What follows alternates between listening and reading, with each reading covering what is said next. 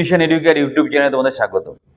আমরা কথা দিয়েছি যে তোমাদেরকে সব রকম ভাবে যেটা তোমাদের স্বপ্নের চাকরি তোমাদের কাছে পৌঁছে দেবো।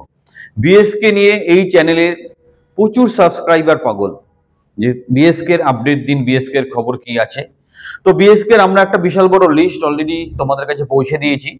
আজকের এই বিষয়বস্তুটা যেটা হচ্ছে, আমরা একটু ডিস্ট্রিক্ট ধরে অ্যানালিসিস করে দেখে নেব যে কতগুলো বিএসকে সেন্টার হচ্ছে, সেখানে কতগুলো করে সম্ভাব্য ডেটা এন্ট্রি অপারেটর রিক্রুটমেন্ট হতে পারে। খুব পরিশ্রম করে টোটাল অত বড় পিডিএফ ফাইলটা অ্যানালিসিস করে ভিডিওটা তৈরি করেছি। অবশ্যই চাইবো তোমরা লাইক দাও একটা, এবং ভিডিওটা সবার মধ্যে ছড়িয়ে দাও যারা এই ধরনের চাকরি চাইছে। এবং আমাদের ট্রেনিং বা কোচিং প্রোগ্রামে নির্দ্বিধায় সংযুক্ত হও। বিএসকে আইসিটি বা এই ধরনের গভর্নমেন্ট কন্ট্রাকচুয়াল জবের জন্য গ্যারান্টি সহকারে তোমাকে গভর্নমেন্ট কন্ট্রাকচুয়াল জব পাইয়ে দেবো। সুতরাং আর দেরি নয়, আমরা স্ক্রিনে গিয়ে একদম ডিটেলসে ডিস্ট্রিক্ট ধরে ধরে কোন ডিস্ট্রিক্টে কটা করে ভ্যাকেন্সি বা কি বিএসকে সেন্টার আছে সব ডিসকাস করব। ভিডিওর সাথে শেষ পর্যন্ত থাকো। আবার বলছি, চ্যানেলটা সাবস্ক্রাইব করো। বিএসকে রিক্রুটমেন্টের ব্যাপারে যতটা সঠিকভাবে আমরা চেষ্টা করি অর্গানাইজ ওয়েতে তোমাদের কাছে ইনফরমেশনটা পৌঁছে দেওয়া, কারণ বিএসকে চাকরি অনেকের স্বপ্ন। তো আমরা একটা মডিফাইড বিশাল বড় লিস্ট তোমাদেরকে বিএসকের উদ্দেশ্যে দিয়েছিলাম। অত বড় লিস্ট থেকে অ্যানালিসিস করাটা একটু মুশকিল, তাই আমরা পরিশ্রম করে আর একটা ভিডিও তৈরি করলাম ডিস্ট্রিক্ট ধরে ধরে এক্স্যাক্টলি কত কি ভ্যাকেন্সি আছে সেটা ডিসকাস করার জন্য। ভিডিওর সাথে শেষ পর্যন্ত থাকো, ভালো লাগবে। মালদাতে আমরা দেখছি প্রায় 102টো মতো সেন্টার তৈরি হবে, বিএসকে সেন্টার। তাই আশা করা যায় এখানে 200 থেকে 204টের মতো ডেটা এন্ট্রি অপারেটর রিক্রুটমেন্ট হবে।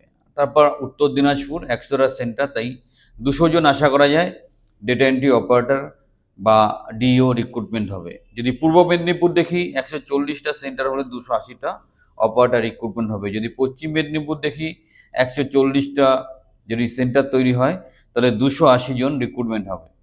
যদি ঝাড়গ্রাম দেখি 90টা সেন্টার, তাই 180 জন রিক্রুটমেন্ট হবে। যদি পুরুলিয়া দেখি 90টা সেন্টার, তাই 180 জন রিক্রুটমেন্ট হবে। হুগলি 80টা সেন্টার, তাই 160 জন রিক্রুটমেন্ট হবে।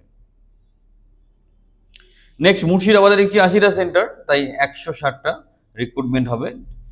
আলিপুরদুয়ারে 70টা সেন্টার, তাই 140টা রিক্রুটমেন্ট হবে।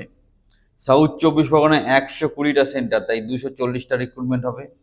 নদিয়াতে 50টা সেন্টার, 100টা রিক্রুটমেন্ট হবে।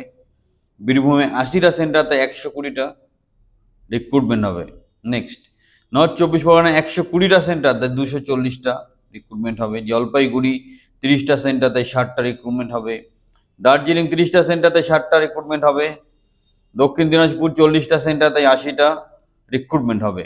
কোচবিহার 30টা সেন্টার, ন্যাশনালি 60টা মতো রিক্রুটমেন্ট হবে। পূর্ব বর্ধমান 101টা সেন্টার, তাই 202টা রিক্রুটমেন্ট হবে। পশ্চিম বর্ধমান 100টা সেন্টার, তাই ধরা যায় 200 রিক্রুটমেন্ট হবে। বাঁকুড়া 110টা সেন্টার, সেখানে 220টা রিক্রুটমেন্ট হবে।